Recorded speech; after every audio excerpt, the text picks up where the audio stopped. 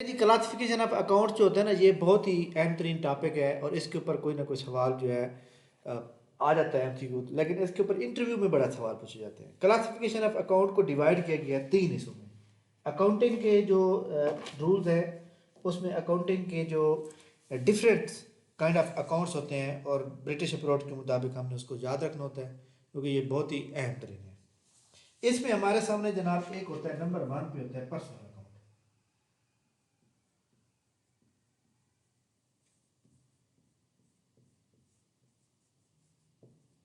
Number 2 पे हमारे पास होता है जनाब रियल अकाउंट। नंबर 3 पे हमारे पास होता है जनाब नॉमिनल अकाउंट।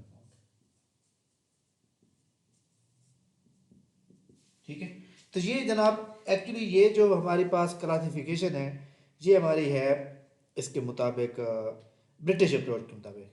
ठीक है। बरतानिया की जो अकाउंटिंग है और अमेरिकन जो अकाउंटिंग इस्तेमाल करते हैं, तो अमेरिकन ये कहते हैं कि जनाब अ, मतलब यह है कि अमेरिकन अप्रोच और ब्रिटिश अप्रोच ये दोनों मतलब है इस बात पे मुतफिक हैं कि अकाउंटिंग की जो क्लासिफिकेशन है उसको हम तीन हिस्सों में डिवाइड करेंगे।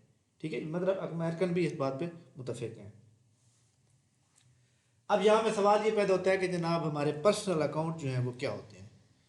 पर्सनल अकाउंट किसको कहते हैं, कौन से पर्सनल अकाउंट?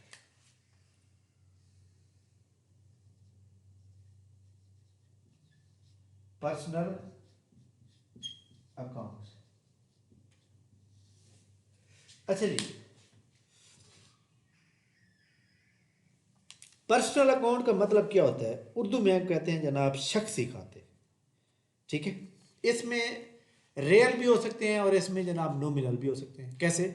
आर्टिफिशियल पर्सन भी हो सकता है और रियल पर्सन भी हो सकता है।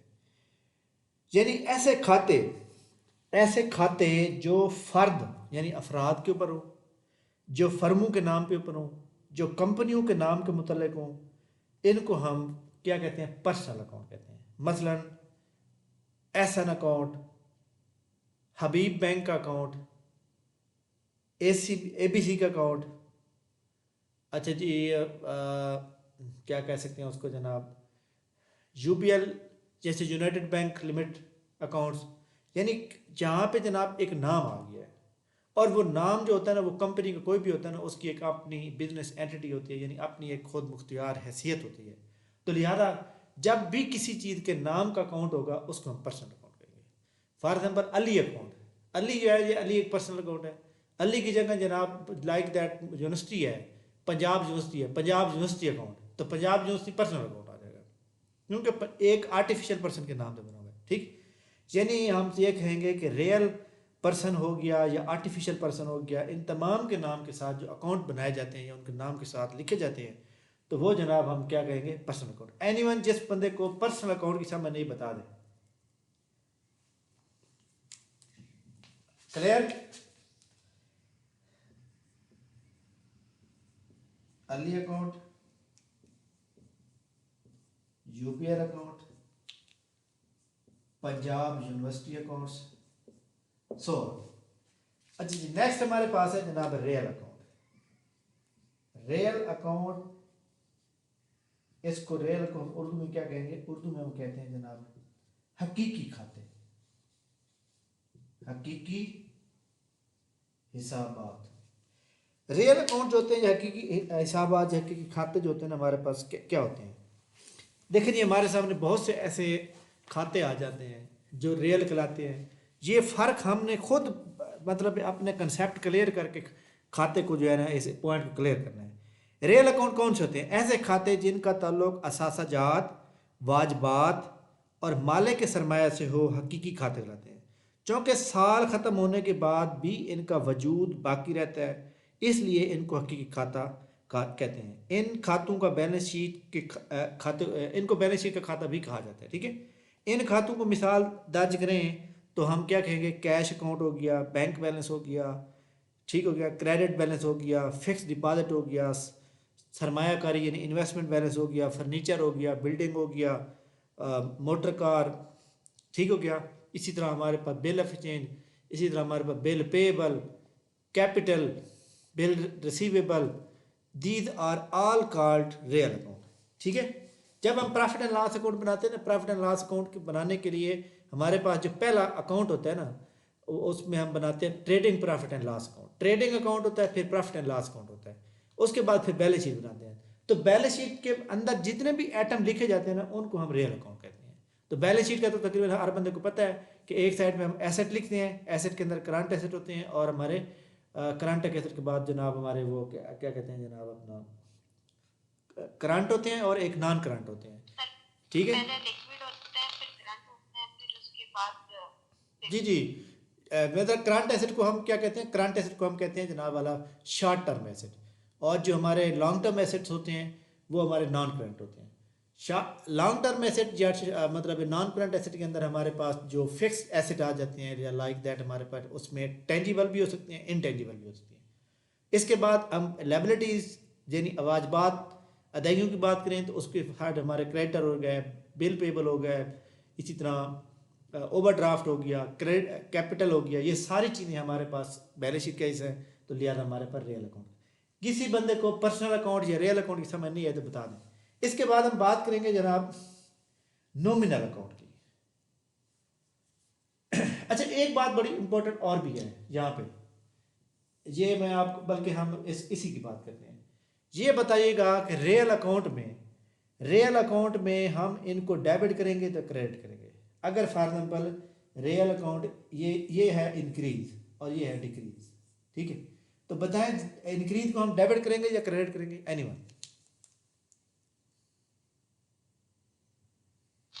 नेचर पे बात है ना। अगर एसेट है, एसेट अगर बढ़ रहे हैं तो डेबिट करेंगे, और अगर कम हो रहे हैं तो क्रेडिट। बिल्कुल सही बात है। और इसी एंट्रियाँ हमारी वही रहेंगी जो मैं एंट्रियाँ आपको पहले समझा चुका हूँ। एंट्रियों में कोई तब्दीली नहीं आएगी। अगर इंक्रीज हो रहा है तो डेबिट है, डिक्रीज हो रहा है तो क्रेडिट हो रहा है, ठीक हो गया। नेक्स्ट, इसी तरह पर्सनल अकाउंट की बात करें। पर्सनल अकाउंट में क्या होगा, पर्सनल अकाउंट में डेबिट हम क्या कहेंगे, इसके अंदर हमारे पास क्या होगा पर्सनल अकाउंट में, या तो हम किसी से लेंगे या किसी को देंगे, यानी रिसीवर, ठीक है, रिसीवर प्लस गिवर। अगर हम किसी को दे रहे हैं कुछ तो क्रेडिट है, अगर हम किसी से कुछ ले रहे हैं तो फिर डेबिट है। तो यानी ये आपने जो दोनों चार्ज किए। अच्छा जी, इसके बाद हमारे सामने है जनाब नॉमिनल अकाउंट, आखिरी आप NOMINL।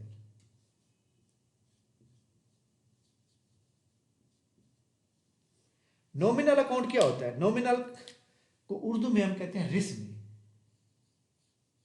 ठीक है, रिस्मी खाते। ऐसे खाते जिनका ताल्लुक अखराजात और आमदनियों के साथ होता है उनको हम नॉमिनल अकाउंट कहते हैं। मसलन तनख्वाह का खाता, किराया का खाता, इंश्योरेंस का खाता, आमदनी अखराजात, आमदनी या फ़रोग का खाता यानी परचेज सेल का खाता, रियायत का खाता, वसूली का खाता, इन तमाम को हम क्या कहते हैं भला? Nominal account. नॉमिनल अकाउंट में अगर आपको जनाब एक बात और बता दूं कि अगर आपको trading profit and loss account बनाना आता है, ठीक है, तो भला पहले हम बनाते हैं जनाब ट्रेडिंग प्रॉफिट एंड, ये बताएं ट्रेडिंग प्रॉफिट लॉस अकाउंट जब हम बनाते हैं इससे कौन सा प्रॉफिट मालूम होता है? ट्रेडिंग प्रॉफिट लॉस अकाउंट, इससे हमारे पास कौन सा प्रॉफिट असर्टेन करते हैं, ग्रॉस प्रॉफिट या फिर नेट प्रॉफिट, एनीवन? जी जनाब, ग्रॉस प्रॉफिट मालूम करते हैं। यहाँ से ग्रॉस प्रॉफिट के अंदर एक डेबिट साइड होती है और क्रेडिट साइड होती है। ग्रॉस प्रॉफिट के अंदर जनाब हम जैसे लाइक दैट ओपनिंग स्टॉक होता है, परचेज होती है, डायरेक्ट एक्सपेंसेस होते हैं, क्रेडिट साइड पे सेल होती है, सेल रिटर्न होते हैं, और क्लोजिंग स्टॉक होता है। उसके बाद जो फ़र्क आ जाता है या तो ग्रॉस प्रॉफिट होता है या ग्रॉस लॉस होता है। एक तो ये पार्ट हो गया नॉमिनल का। ये सारे जितने भी मैंने आपको अकाउंट बोले सारे क्या कहलाएंगे? Nominal account. इसके बाद हमारे पास एक होता है जनाब profit and loss account. Profit and loss account जब हम बनाते हैं तो इससे हमारे पास क्या आता है? नेट प्रॉफिट आता है, या नेट प्रॉफिट आएगा या फिर नेट लॉस आएगा। इसके अंदर कौन कौन थे? इसकी भी एक डेबिट साइड होती है और एक क्रेडिट साइड होती है। तो डेबिट साइड जो होती है हमारे सामने, उसके अंदर याद रखिएगा एक्सपेंसेस होते हैं, और क्रेडिट साइड पे क्या होता है? वो हमारे पास या तो ग्रॉस प्रॉफिट होता है या फिर इनकम होती है, ठीक है, क्योंकि जब हमारा ग्रॉस प्रॉफिट आ जाता है तो हम उसको आगे ट्रांसफर करते हैं। तो उसके बाद ये सारे आइटम जितने भी इसके अंदर आते हैं ग्रॉस प्रॉफिट या नेट प्रॉफिट निकालने के लिए जो भी हम नॉमिनल अकाउंट को इस्तेमाल करते हैं या जो भी आइटम हम इस्तेमाल करते हैं ये सारे जनाब हमारे नॉमिनल अकाउंट। उम्मीद है कि नॉमिनल अकाउंट्स और रियल अकाउंट और पर्सनल अकाउंट के ऊपर आपको बात क्लियर हो गई होगी।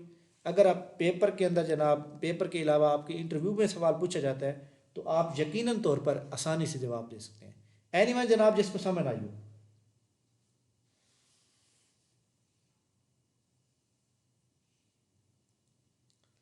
जी जनाब क्लियर होगी बात? एनीवन?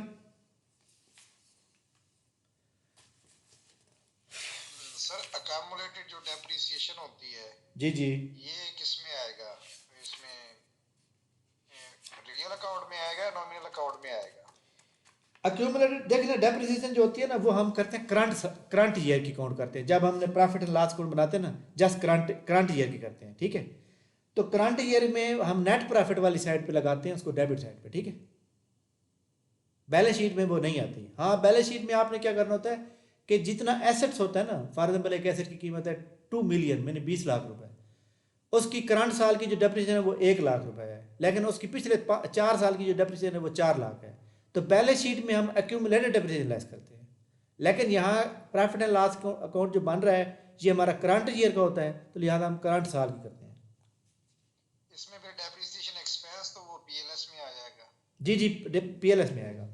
और आपने वहाँ पे जो फॉर एग्जाम्पल आपकी मशीनरी है 20 लाख की, तो मशीनरी को आपने नेट प्राइस पे लिखना होता है। तो हम क्या करेंगे बैलेंस शीट में वहाँ मशीनरी की कॉस्ट लिखेंगे, लेस करेंगे एक्यूमुलेटेड डेप्रिसिएशन और नेट प्राइस लिख देंगे। तो मशीनरी अकाउंट हमारा क्या बन जाएगा? Real account. लेकिन डेप्रिसिएशन या एक्यूमुलेटेड डेप्रिसिएशन नॉमिनल अकाउंट।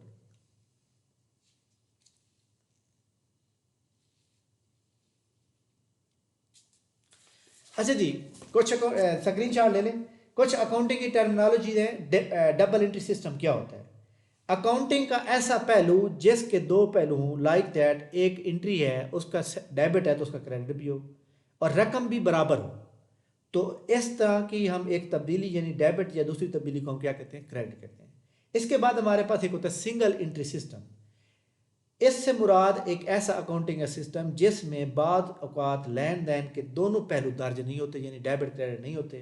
बाद औकात लेन देन का एक ही पहलू दर्ज होता है, यानी या डेबिट होता है या क्रेडिट होता है। और बाद औकात लेन देन का कोई पहलू दर्ज होता ही नहीं है या बिल्कुल होता ही नहीं है, ठीक है।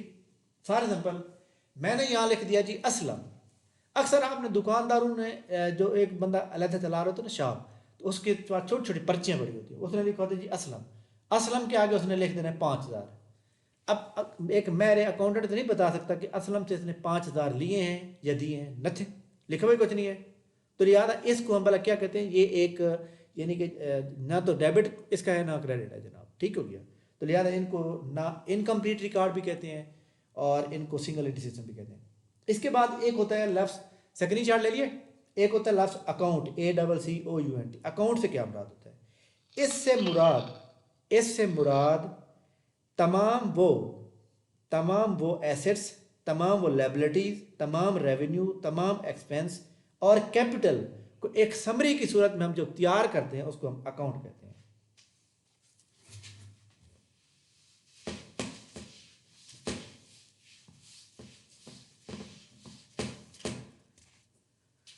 नॉमिनल, पर्सनल अकाउंट ये सारे मैंने आपको पढ़ा दिए।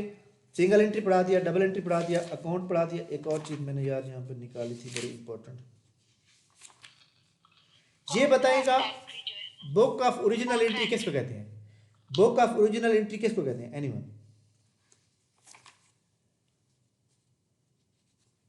जी जनाब कोई बंद? बुक ऑफ ओरिजिनल एंट्री किसको?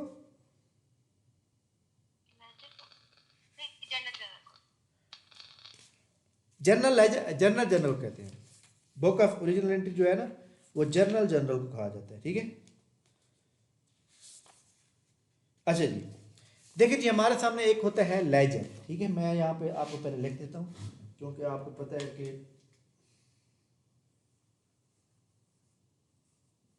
Laser,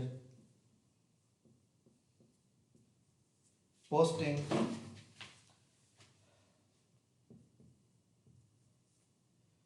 king of all books, अच्छा जी,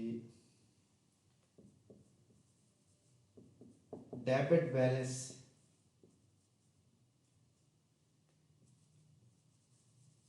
क्रेडिट बैलेंस, जीरो बैलेंस, अच्छा जी,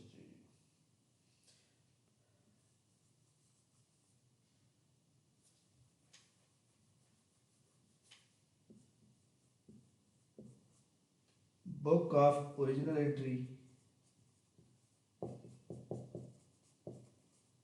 और एक होता है जनाब क्या कहते हैं उसको, ट्रायल बैलेंस, टी बैलेंस। चलिए जी, एक और चीज़ भी मैं इसमें ऐड कर देता हूँ, FOL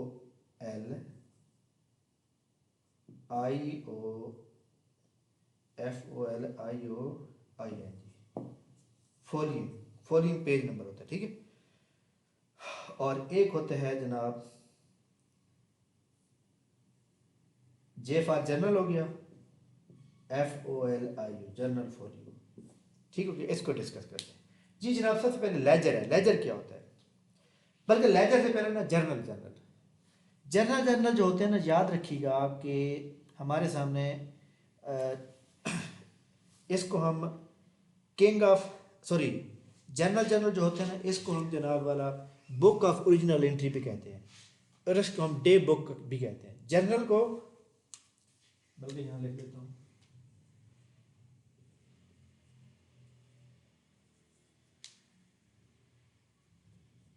जनरल भी कहते हैं या फिर जनरल भी कहते हैं, दोनों नाम कहते हैं इसको जनाब। बुक डे बुक भी कहा जाता है और बुक ऑफ ओरिजिनल एंट्री भी कहा जाता है। क्यों कि आप इसके अंदर रोज़ाना एंट्री कर रहे होते हैं, that is called day book, और बुक ऑफ ओरिजिनल एंट्री भी कहते हैं। जब भी किसी भी चीज़ की चेकिंग होती है ना, वो सबसे पहले यहाँ से शुरू होती है, ठीक हो गया। जनरल एंट्री जब भी पास होती है, सबसे पहले बुक कीपिंग को देखा जाता है। बुक कीपिंग से जनरल एंट्री पास होती है, लेजर बनता है, लेजर के बाद ट्रायल बैलेंस बनता है, ट्रायल बैलेंस के बाद बनता है जनाब प्रॉफिट एंड लॉस अकाउंट, और उसके बाद बैलेंस शीट, उसके बाद एडजस्टिंग ट्रायल बैलेंस होता है। ये सारी प्रोसेस को हम एक अकाउंटिंग साइकिल का नाम देते हैं, लेकिन हमारा इतना लंबा चौड़ा नहीं है, हमने जस्ट थ्योरी पढ़नी है। लेजर क्या होता है, लेजर जनाब जो होता है हमारे पास, आपको पता है कि कारोबार के अंदर बहुत से अकाउंट्स होते हैं। ऐसी किताब का नाम है लेजर, जिसमें तमाम कारोबारी अखराजात अपने मुतलका अकाउंट्स में मुख्तसर और तकसीम शुदा यानी डिस्ट्रीब्यूशन हालत में रिकॉर्ड किए जाते हैं। इनको हम लेजर कहते हैं। The book in which all business transaction is finally recorded in the concern accounting accounts and summarise and classified is called ledger account. और इसको हम इसके अंदर एक जनाब बल्कि यहाँ पे एक और भी ऐड करें, जर्नलाइजिंग, पोस्टिंग के साथ लिखें जर्नलाइजिंग।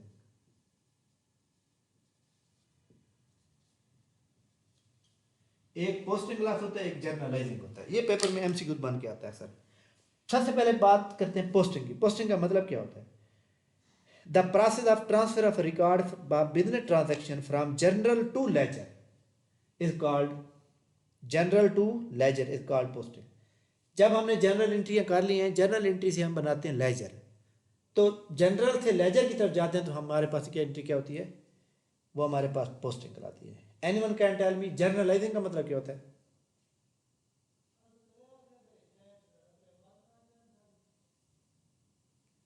जी आप में से किसे पता है जर्नलाइजिंग किसको कहते हैं? जर्नल से जर्नलाइजिंग है। जर्नलाइजिंग का मतलब ये होता है कि जब आप बुक कीपिंग से या ट्रांजैक्शन को रिकॉर्ड करते हैं, एज जर्नल एंट्री पास करते हैं, उसको हम जर्नल कहते हैं। जर्नल से जर्नल एंट्रियाँ पास करते हैं, तो उन तमाम चीज़ों को हम क्या कहते हैं, जर्नलाइजिंग कहते हैं। तो पोस्टिंग और जर्नलाइजिंग का मतलब क्या होगा कि जब हम जर्नल एंट्रियाँ पास कर लेंगे तो हम लेजर बनाएंगे, तो जो पोस्टिंग है, और उससे पहले हम ट्रांजैक्शन से जर्नल प्रिपेयर करते हैं पूरा, तो उसको हम जर्नलाइजिंग कहते हैं। इसके बाद एक मैंने लिखा है जनाब king of all books. King of all book ledger को कहते हैं। वजह क्या है? वजह यह है कि जनाब किंग ऑफ ऑल बुक का मतलब यह है कि फॉर एग्जाम्पल आप बैंक में जाते हैं और आप कहते हैं कि जनाब मेरी स्टेटमेंट दें, मेरे खाता है आपके पास, मुझे स्टेटमेंट चाहिए। बैंक वाले सिर्फ आपकी ट्रांजेक्शन निकालेंगे, हालांकि बैंक के पास कंबाइंड रिकॉर्ड पड़ा होता है, लेकिन बैंक वालों ने आपकी ही जस्ट क्यों निकाली? उसकी वजह यह है कि बैंक ये लेजर बताता है, लेजर सिर्फ एक ही बंदे का रिकॉर्ड तैयार करता है। अगर अली का अकाउंट है तो अली के अलावा किसी का अकाउंट उसमें नहीं आएगा, अली के अलावा कोई ट्रांजैक्शन नहीं होगी। अकरम का अकाउंट है, अकरम का अकाउंट की ट्रांजैक्शन अली के अकाउंट में नहीं होगी। तो लिहाजा that is called king of all books. अच्छा, इसके बाद है डेबिट बैलेंस। डेबिट बैलेंस का मतलब क्या होता है कि देखें जी, हम बनाते हैं लेजर। लेजर जब बनाते हैं हमारे पास, तो लेजर बनाने के लिए आपके पास कितने कॉलम होते हैं, ये आप हम आज जो है ना कि लेजर बना लेते हैं, एक पिक्चर बनाते हैं। ये हमारे पास जो डेट होती है ना, ये कॉलम होता है ना जी, इसको हम कहते हैं डेट, डी फॉर डेट, ठीक हो गया। इसके बाद ये एक कॉलम होता है जिसको हम कहते हैं पार्टिकुलर, पी फॉर पार्टिकुलर या डिटेल भी कहते हैं। ये हमारे पास एक कॉलम होता है जिसको हम भला क्या कहते हैं, जे एफ, जनरल फोलियो। उसके बाद ये हमारे पास अमाउंट आ जाती है, ए फॉर अमाउंट। उसके बाद फिर ये डेट आ गई जनाब, ये डी फॉर डेट। ये पार्टिकुलर, पार्टिकुलर के बाद जनाब हमारे पास यहाँ पे एक और हमने बनाई, इसको हम कहते हैं जनरल फोलियो, जे एफ, और ये हमारे पास अमाउंट।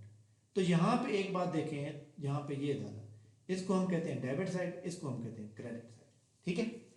अगर देखें जी हमारे पास डेबिट साइड ज़्यादा हो गई है तो डेबिट बैलेंस है, क्रेडिट साइड ज़्यादा हो गई है तो क्रेडिट बैलेंस है। फॉर एग्जांपल मैं इसका टोटल करता हूँ, इस अमाउंट का, ये हमारे पास बनती है 50,000 रुपये। इसका मैं टोटल करता हूँ तो ये बनता है 40,000 रुपये, ठीक है। क्या बनेगा? 40,000। फार्क के साइड पे आ गया, फार्क के साइड पे, लेकिन किसका बैलेंस ज़्यादा हो गया?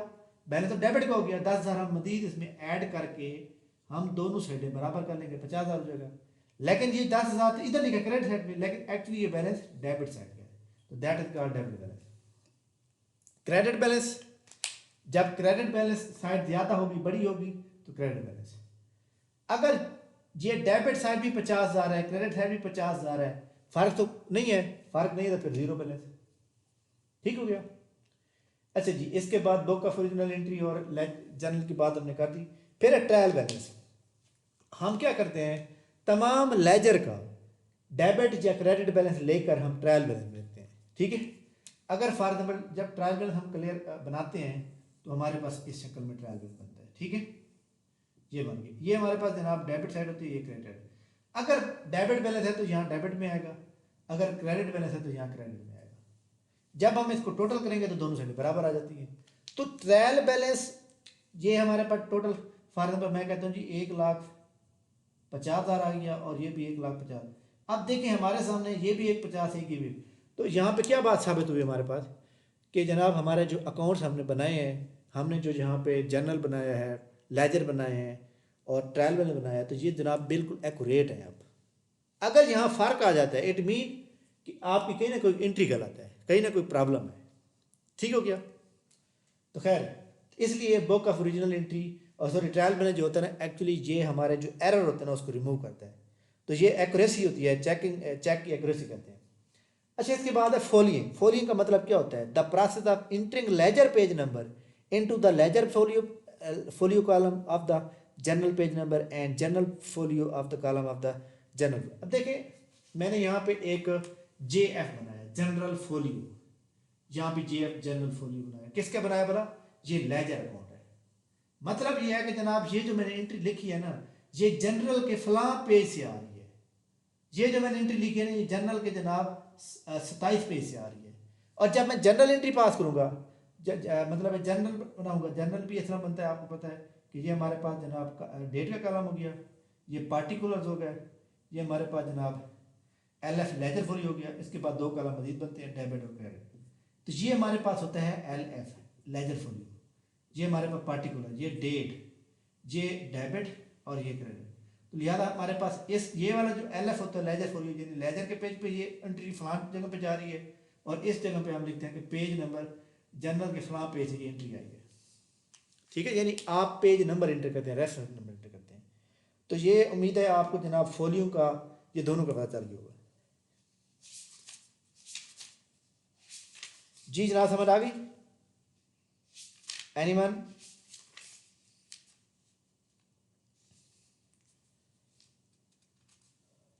जी, आप में से किसी बंदे ने कोई सवाल करना हो, एनीवन?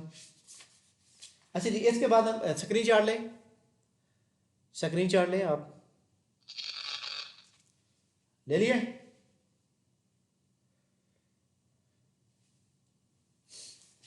अच्छा जी जनाब, मैं आपको बताऊं ये हमारी 5वीं क्लास है। 5वीं का मतलब है कि मैं जो क्लास पढ़ा रहा हूँ मेरे ख्याल में तीसरी है आई थिंक। तो हम मतलब एक चीज़ को शुरू से पढ़ रहे हैं, जो हमारे पास लेक्चरर कॉमर्स है, या हमारे पास आगे पीएनडी प्लानिंग डेवलपमेंट का पेपर आ रहा है, आगे अकाउंटेंट का पेपर आएगा, अकाउंट ऑफिसर का आएगा, लेक्चरर कॉमर्स, प्रोफेसर कॉमर्स, ये सारे पेपर आ रहे हैं। लेकिन सिलेबस तो सबका सेम है ना, सिर्फ अकाउंटेंट के अंदर 50 नंबर ज़्यादा है, जीके है, बाकी सारा सेम है। ठीक है, तो मैंने आपको बताया था कि हमारे पास जो प्रैक्टिकली मतलब हमने पढ़ना है, प्रैक्टिकल जो हमने सीखना है, जिसका न्यूमेरिकल सवाल हमारे आ सकते हैं, वो हमारे स्टैट है, इकनॉमिक्स है, अकाउंटिंग और फाइनेंस है। ठीक है, तो ये बताइएगा आप तमाम लोगों में से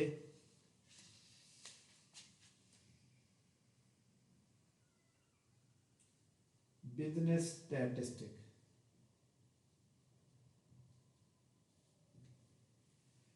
अच्छा जी, इसमें हमारे पास एक चैप्टर है जिसको हम सेंट्रल टेंडेंसी ऑफ मेजरमेंट कहते हैं।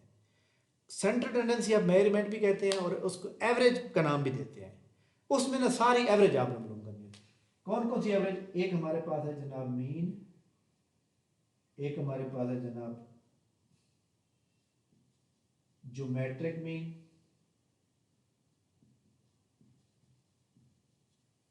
हार्मोनिक मीन, अच्छा जी मोड हो गया, मीडियन हो गया, और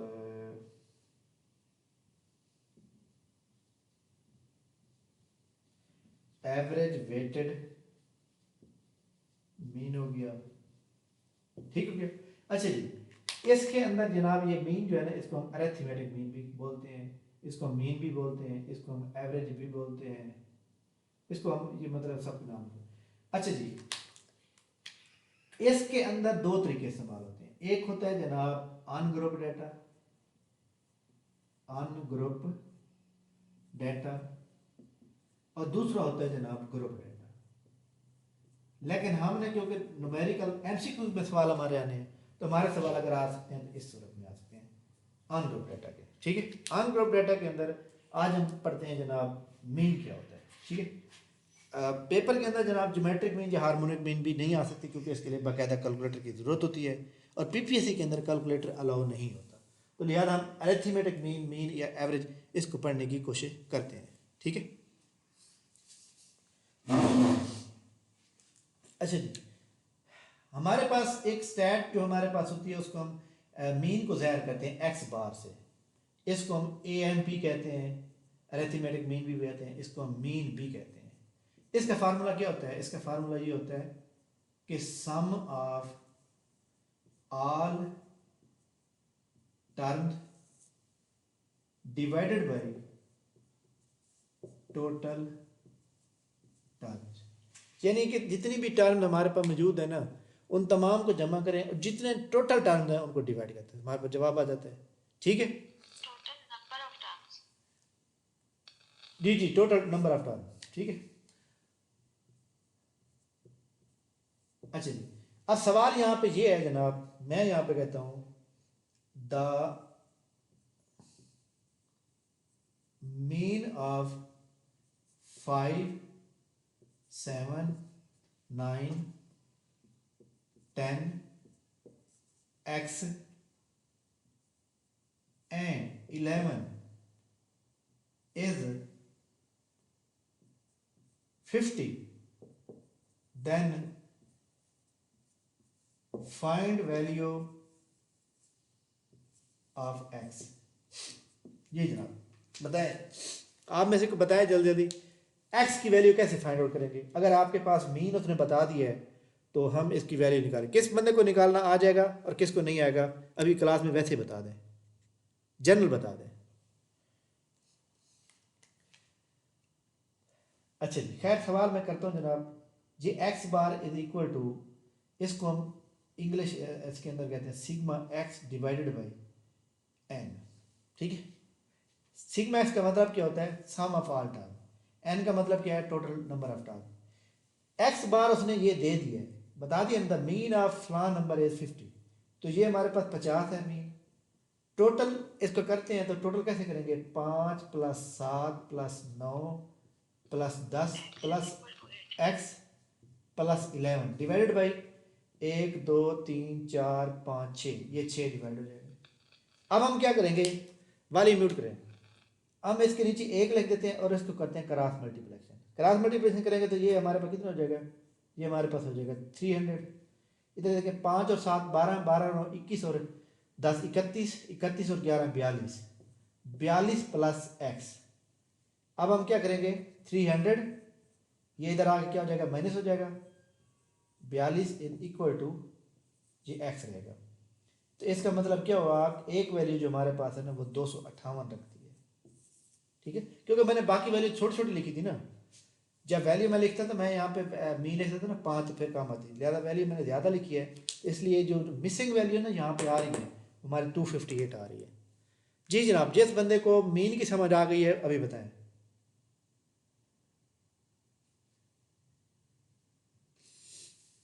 हाँ जी क्लियर। जी जनाब, आपको ये सवाल क्लियर हो गया, बोल नहीं रहे तमाम लोग, मेरे ख्याल से समझ नहीं आई। हो गया। क्लियर है सर, क्लियर है, क्लियर है सर। अच्छा जी, स्क्रीन शॉट लें, स्क्रीन शॉट लें आप। ये जो हार्मोनिक मीन और मैट्रिक मीन है ना, इनके फार्मूले आ सकते हैं पेपर में, तो लिहाजा हमें जो है ना मतलब ले लिया स्क्रीन शॉट।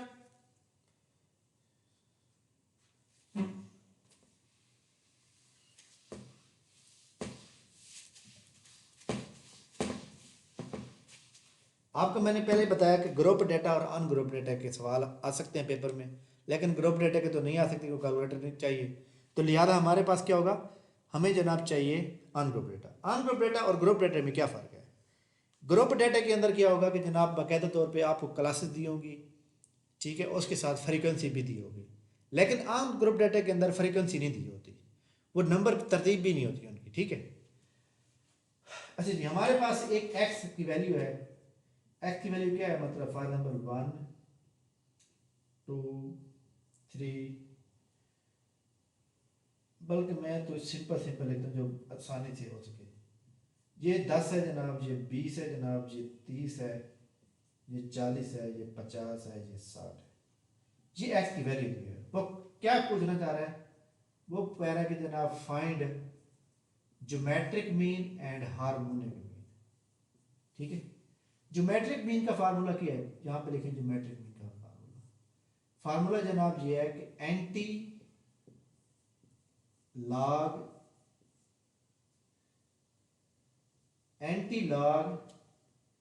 एक्स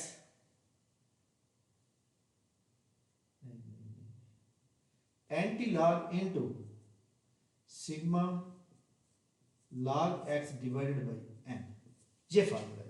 हम क्या करेंगे, हम यहाँ पे लिखेंगे लॉग एक्स, इन तमाम का मालूम करेंगे लॉग। अब बताएं विदाउट कैलकुलेटर में मालूम हो सकते हैं, नहीं हो सकते, तो लिहाजा फार्मूला आपको आना चाहिए। हम लॉग मालूम करेंगे, जो भी जवाब आएगा ना उसको यहाँ लिखेंगे, टोटल नंबर कितने हैं 1 2 3 4 5 6, 6 पे डिवाइड करेंगे, जो भी जवाब आएगा उसका एंटी लॉग ले लेंगे, तो जवाब हमारे पास जनाब सवाल हल हो जाएगा। इसी तरह हमारे पास एक सवाल है हार्मोनिक मीन। हार्मोनिक मीन का फार्मूला क्या होता है, हार्मोनिक मीन का फार्मूला ये होता है जनाब, हाँ, सिग्मा 1/x, ये फार्मूला बस। कैसे बना, जहां पे जनाब हम मालूम क्या करेंगे 1/x, 1/10 जो भी जवाब आएगा, 1/20 जो भी जवाब आएगा, 1/30 जो भी जवाब आएगा, 100। इसको जमा करेंगे, जो भी जवाब हमारे पास पॉइंट में आ रहा होगा ना, फॉर एग्जाम्पल मैं कहता हूँ जी 0.75 जवाब आ रहा है, मैं क्या करूँगा 0.75 डिवाइडेड बाई 6 जवाब आ जाएगा। और एक बात याद रखें कि हार्मोनिक मीन, ज्योमेट्रिक मीन, इन तमाम का जो जवाब होता है ना वो आगे पीछे होता है, बराबर होता है। तो मतलब अगर एक का 32 आ रहा है तो दूसरे का 36 होगा, तीसरे का 28 होगा, यानी बराबर नज़दीक नज़दीक होंगे। जी जनाब, बताएं जनाब, आपको arithmetic mean, harmonic mean, geometric mean समझ आ गया? उसके फार्मूले आपको पता चल गया? कल इंशाल्लाह हम पढ़ेंगे जनाब, मोड पढ़ेंगे, मीडियन पढ़ेंगे, और कल मैं कोशिश करूंगा एक इकोनॉमिक्स का टॉपिक भी ऐड किया जाए। परसों संडे को भी हमारी क्लास होगी, क्योंकि पीछे जो क्लासेस नहीं हुई ना उनको हम फाइंड आउट करें, ठीक है? और ये देख लें जनाब, मैं जितना भी बिजी था, बहुत ज़्यादा बिजी था, मैं आपको बता भी नहीं सकता। तो 3 दिन में बड़ी मुश्किल से जनाब आज मेरी नींद पूरी पूरी हुई है। लेकिन मैंने आपसे टेस्ट भी नहीं छोड़े, आपको टेस्ट भी लेता रहा, और फिर भी मैं मतलब और जो लोग बड़े सीरियस होकर पढ़ रहे हैं वो इंशाल्लाह ताला ज़रूर कामयाब होंगे। जी, स्क्रीन शॉट ले लें। क्लास हमारी ख़त्म होती है, मैं आपको जो कल डाटा भेजा था स्टैट वाला वो मैं आपको टेस्ट लेता हूँ अभी। एनी क्वेश्चन आपकी तरफ से? नहीं है? चलें, ठीक हो गया, थैंक यू वेरी मच।